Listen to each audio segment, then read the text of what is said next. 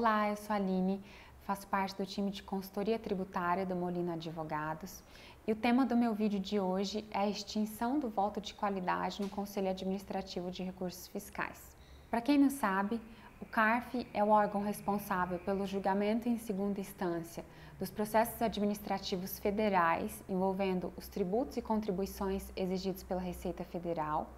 E a metade dos conselheiros das turmas julgadoras do colegiado são auditores fiscais indicados pela Receita Federal e representantes da Fazenda Nacional.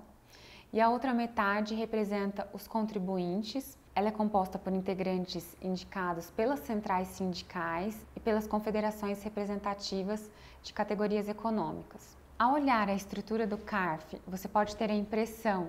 de que o colegiado é um órgão paritário, mas na verdade não é bem assim. Primeiro porque tanto a legislação federal quanto o regimento interno do Tribunal Administrativo determinam que todas as turmas julgadoras sejam presididas por representantes do fisco. E segundo porque, no caso de um empate no julgamento, o voto de desempate, o voto de qualidade, é proferido por um representante do fisco federal, por um presidente da turma. Então, esse voto de desempate, o voto de qualidade, sempre foi muito criticado por contribuintes e por advogados, porque é um procedimento que, de uma forma indireta, acabava demonstrando a imparcialidade do CARF na análise dos recursos administrativos e colocava em dúvida a paridade do Tribunal Administrativo. E, além disso, essa sistemática ela vai de encontro com o próprio Código Tributário Nacional, que no seu artigo 112 prevê uma interpretação da legislação mais benéfica ao contribuinte em caso de dúvida e acaba aumentando o número de demandas judiciais e privilegiando a parte mais fraca do processo. Então, com base em tudo isso, o artigo 28 da Lei nº 13.998 de 2020 inseriu o artigo 19E na Lei nº 10.522 de 2002 e a legislação federal passou a dispor que, em caso de empate no julgamento do processo administrativo de determinação e exigência do crédito tributário, não se aplica o voto de qualidade e o processo deve ser concluído de forma favorável ao contribuinte. Num primeiro momento, os contribuintes comemoraram bastante essa alteração legislativa, mas posteriormente eles foram surpreendidos de forma negativa, por dois motivos. Primeiro, porque em face dessa nova legislação foram propostas 3 ações diretas de inconstitucionalidade pelo Procurador-Geral da República, pelo Partido Socialista Brasileiro e pela Associação Nacional dos Auditores Fiscais da Receita Federal do Brasil,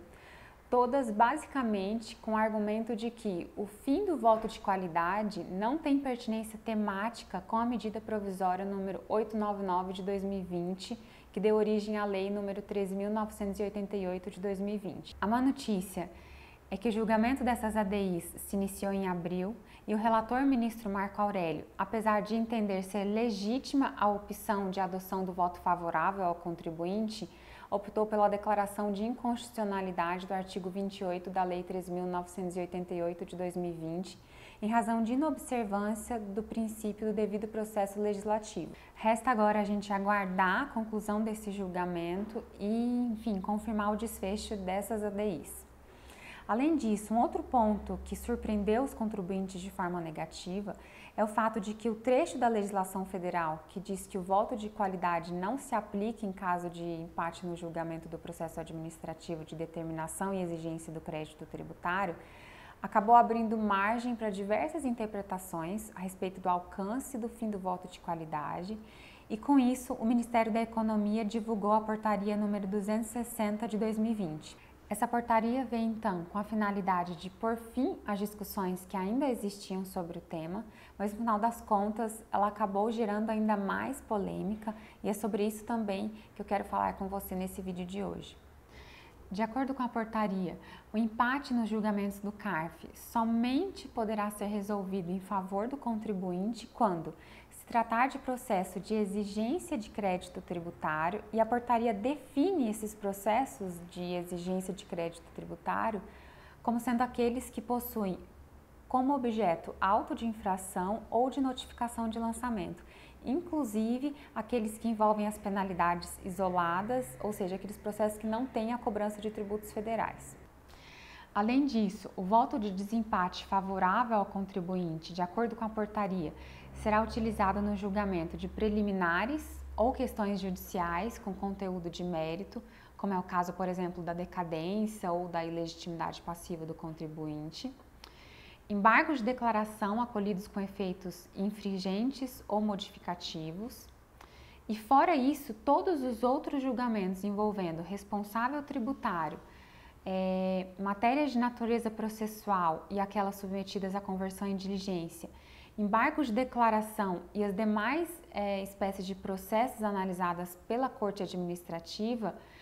como por exemplo pedido de compensação ou de restituição, não serão decididas com base na regra benéfica ao contribuinte. Nesses casos, então, deve permanecer a sistemática antiga em que o presidente da turma julgadora, conselheiro indicado pela Receita Federal, profere o voto de qualidade. Então, dois pontos que causaram bastante estranheza para a gente, né, quando nós analisamos a portaria, foi o fato de que a matéria foi regulamentada pelo Ministério da Economia e não pelo próprio CARF. E além disso, a portaria acabou restringindo a aplicação da lei federal ao dispor que a extinção do voto de Minerva não abarca todas as demandas de competência do CARF.